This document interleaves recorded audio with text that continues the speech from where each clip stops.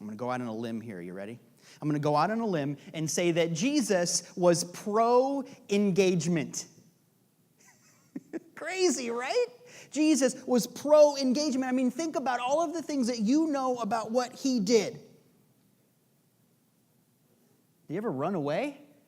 Think about what you know about what he did. Think about what you know about what he said. Jesus was pro-engagement. Go and do a thing is what he always said in one way or another, right? And the things that he said about the kingdom of heaven is in your midst. In other words, not somewhere else, but what are you going to do about it right now? The gospel of Jesus Christ is kind of the gospel of, what are you going to do about it? Which I love, you know? Over and over again, the idea of God as our Father. The idea of go and do a thing, go and sin no more, go and do a thing, go and engage. The idea of, Father, I thank you that you hear me always, like at Lazarus' tomb. Remember we talked about that? Over and over again. Here's the message. God is not something you got to go and get. Faith is not something you got to go and get. Good is not something you got to go and get. It's something you have to be if it's going to happen in your world. Think about that with me. That changes a lot of things. If, as every Sunday school kid knows, God is everywhere,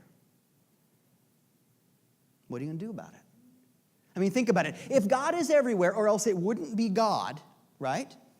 If there's some boundaries, some fences around God, then it ain't God anymore we're talking about. It's something else. Good intentions. If it's God, it is everywhere. And more than that, if there's no time and space in God, then what that means, are you ready? The isness and the allness, the totality of God is present right here. That's a lot, right? But it wouldn't be God otherwise. That feels pretty good. I like the sentiment there, but let's think about what that really means. If God is everywhere, what that means is, it's okay, hang on to me here for a second. We're going to go down and come up again. Here's the thing. If the allness and the isness of God is present right here, then that means that there will never be any more good than there is right now. There will never be any more love than there is right now. There will never be any more faith, any more answers, any more prosperity than there is right now. Here's the thing. This is not an acquisition problem. This is an action problem. The trick is not to go get God. The trick is to know that the good is happening not anywhere else, but right here. The trick is to know it and to do something about it. That's the thing. To know it and to do something about it. Because what you do about it, more than what you think, more than what you feel, what you do about it absolutely determines the kind of life you have. What does life look like when people act from a place of emptiness? Think about it. What does it look like when you believe that my pocket's empty, my heart's empty, my life is empty, my future's empty, my home is empty, my empty is empty? What does life look like when you act from a place of emptiness? Do you act in ways that make things better for anyone? Or do you act in ways that create more emptiness, more isolation, more aloneness? When you act in terms of being disempowered, you don't ever get empowered. Every moment is a prayer, right? Every moment you are saying to God, here's what I want to have more of. Here's what I want to experience. And so if you act from a place of emptiness, the universe will give you more emptiness. Ding! And we've all experienced that, unfortunately. Yesterday, I was in traffic, driving on I-4. I know, I'm a man of faith. I was driving on I-4.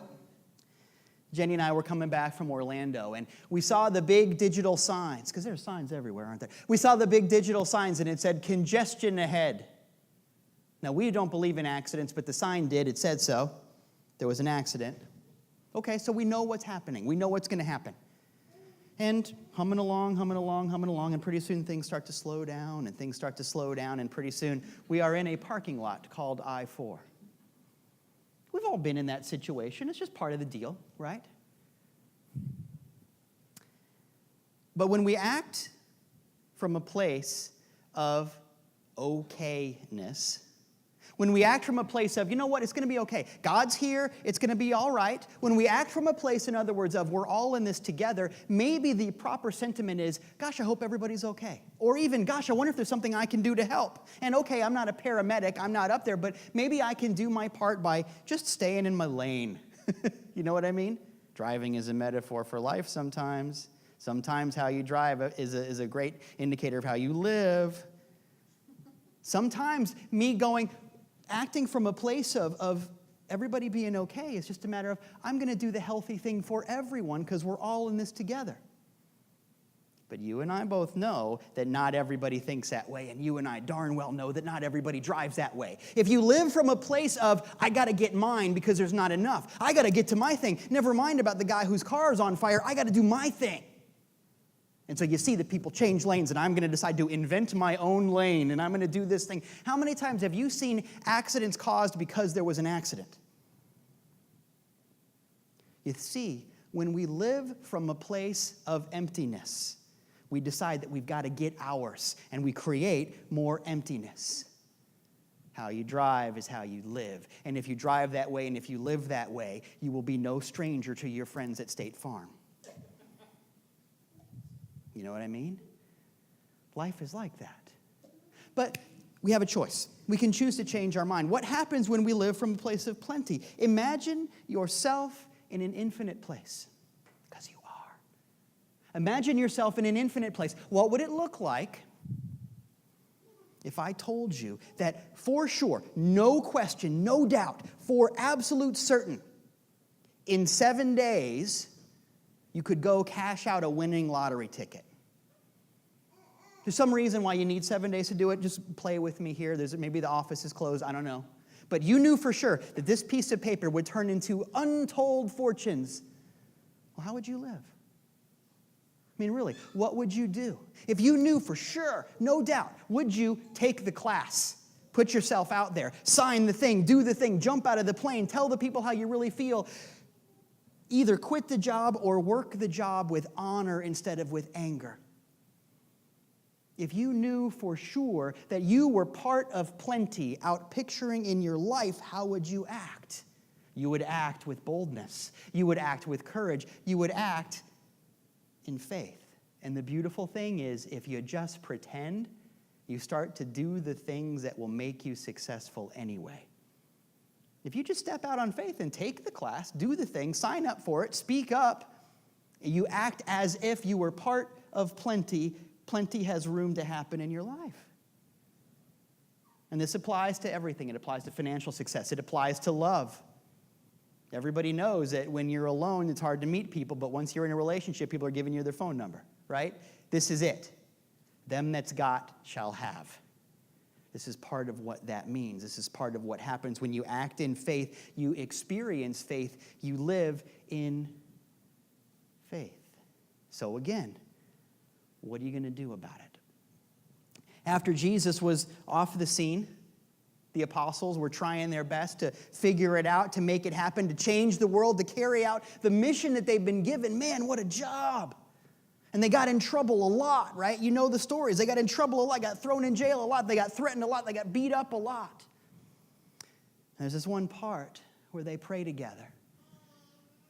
And I'll paraphrase a little bit, but the idea is, guys, we're in trouble again. They're going to kill us if we don't shut up. And maybe we've not been there exactly, but everybody has those feelings when you've got a fire burning in your heart and you don't know what to do with it, and yet, I don't know what people will say. We've been to that spot. Well, if you know your Bible, you know what the apostles pray for. They don't pray for the bad guys to not be so bad. God, can you please brainwash the people I don't like? Now, I think a lot of people have prayed that prayer. I've prayed that prayer. Never works. Turns out those people are there for a reason. They didn't pray for escape. God, can you please give me plane tickets to Tahiti? They didn't pray for any of those things. They prayed for courage. They prayed for boldness. In other words, God, I know that I'm here to do a thing. I don't want you to take that thing away from me. I want to do it. May I have the courage to do what ought to be done by me. They pray for boldness. Let our prayer not be to avoid it, but to face it with courage, to face it knowing who we are. There is something that we are getting ready to do. And here's the thing I want you to know. You ready? This is the big deal. Here's the thing. What you have done before, you can do again. What you have done before, you can do again. You've gotten a job before, you can get a job again. You've fallen in love before, you can fall in love again. You have gotten better before, you can get better again. The doctors were wrong about you before, they can be wrong about you again. Whatever you have done before, you can do again. And in fact, it's probably going to be easier this time because now you know how to do it. What you have done before, you can do again, I promise. Okay, well, let's take it to the next level. What anybody has done, you can do. What anybody has done, you can do. Think about it. People have done things proving that it can be done. Think about your heroes who operate from a place of maybe no more money, no more experience, no more education than you, with the same heart and the same mind that you have. Jesus said, the works I do, you shall do also, and greater works than these. So what are you waiting for? What has been done can be done. What you have done before, what other people have done before. Okay. Step 3. What nobody has done, you can do. Think about it. What nobody has done before, you can do. The 4-minute mile, climbing Mount Everest without oxygen, the Marianas Trench. How about just falling in love or ending slavery? What nobody has done before, you can do. It's kind of why we're here.